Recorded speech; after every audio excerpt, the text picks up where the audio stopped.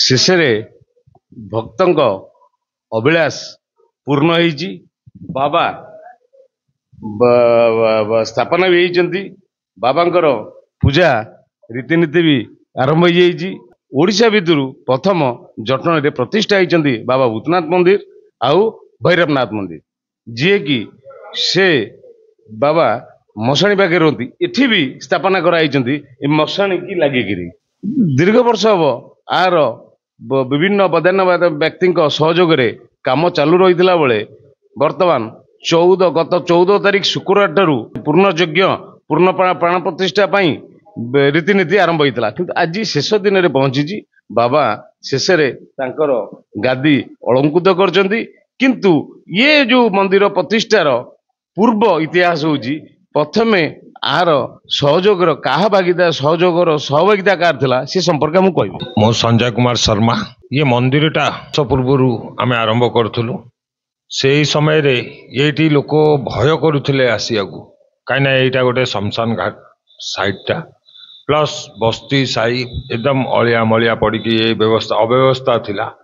से ही समय रे मोर मन पड़ुची कि आमर पूर्वतन चेयरमैन श्रीमान संग्राम केशरी राउतराय सहयोग बहुत सहयोग करछन्ति। मु तांकर आभारी। आ भूतनाथ बाबा भी तांको आशीर्वाद करिवे। से समय रे से आमको एते सहयोग ये करिले सबु पटे माने म्युनिसिपालिटी आडू जहा तांको सहयोग करियार थिला एज ए चेयरमैन हवारू आमको जति सहयोग करियार थिला सबु सहयोग करिकी से समय रे मोर एही समय रे जो एक्स काउंसिलर बीरेंद्र नारायण सेठी आउ पूर्वतन चेयरमैन संग्राम केशरी राउतराय तांकर सहयोग आमे माने एठी आज गोटे भल सूचना देले जे जेतले आंकर चिंता करिथिले एठी गोटे भूतनाथ मंदिर करिवे सेतले स्थान गोटे माने अपरिष्कार रही जंगल भितर थिला। सेते बेले तत्कालीन पौराध्यक्ष थिले संग्राम केशरी राउतराय गट्टू बोली समझे जानती।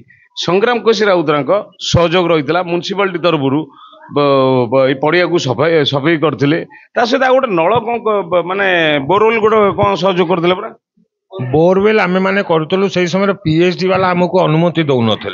तो से समय चेयरमैन आमर जो गट्टू भाई आमर थिले से बहुत सहयोग करिकी पीएचडी ऑफिस वाला कहीकि आमको अनुमति करैले आमे एठी बोरवेल कलु आमर कमिटी तरफ से बोरवेलटा। लेकिन से किंतु सहयोग रही संग्राम केशरी राउतराय जोटा कि प्रशासन वाटको मना कर दउतला किंतु संग्राम केशरी राउतराय हस्तक्षेप फल आज बोरवेल हवा द्वारा आज मंदिर प्रतिष्ठा लाभ करि पारछि। संग्राम केशरी राउतराय ये जहाँ सहयोग अच्छे जो समय प्रथम आम नड़िया बाड़ेलु से समय मो सांगे संग्राम केशरी राउतराय थे। आज ये जो मंदिर जो मूल दुआ जदि कहवाक जी से होउचंती आमर पूर्वतन चेयरमैन गट्टू राउतराय बहुत बहुत सहयोग आमको करिसेंती। माने एते बड़ अनुष्ठान माने प्रतिष्ठा हो साइलानी से के आसी नांती तांकर छुट्टी क्या अच्छी से पाई से एठी आसी नांती। जबकि मते से फोन करके मेसेज करिसेंती काई ना से आसी पारलेनी ए पाई दुखित।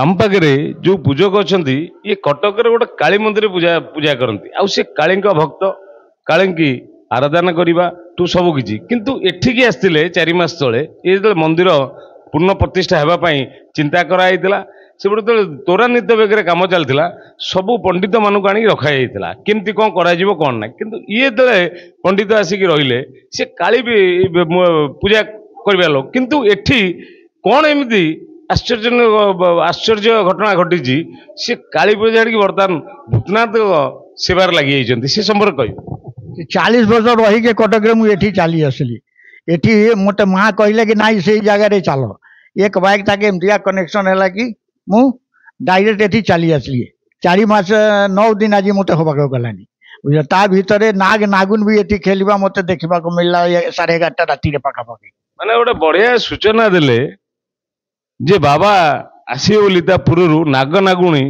ये बर गछ तले जो पुराणा गछ से कणरे अच्छी जो बर गछ से गछ तले नाग नागुणी खेलिवार स्वतंत्र चखुरी से देखी से संपर्क हम गोटे विस्तृत वर्णना कर। नाग और नागुनी दोनों वो आए बाहर से, ये मेरा नजर गया। नजर वहां से आने के बाद में हम देखे कि वो पिंडा के ऊपर चढ़ करके वहां पुराना 100 साल से ऊपर का बरगछ है, वहां खोखला है अंदर में, वही दोनों ऐसे खेला। खेलने के बाद में फिर उसी के अंदर में वो दोनों प्रवेश कर गया। वो गछ के अंदर में जो खोंदा था वो खोखला के अंदर में, यही।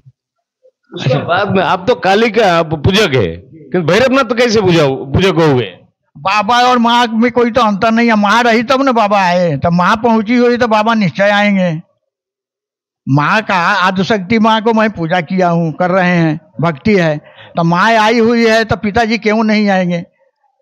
माँ पिताजी को भी बुला ली। यहाँ हर चीज चमत्कार विषय यहाँ मिलना शुरू हो गया है।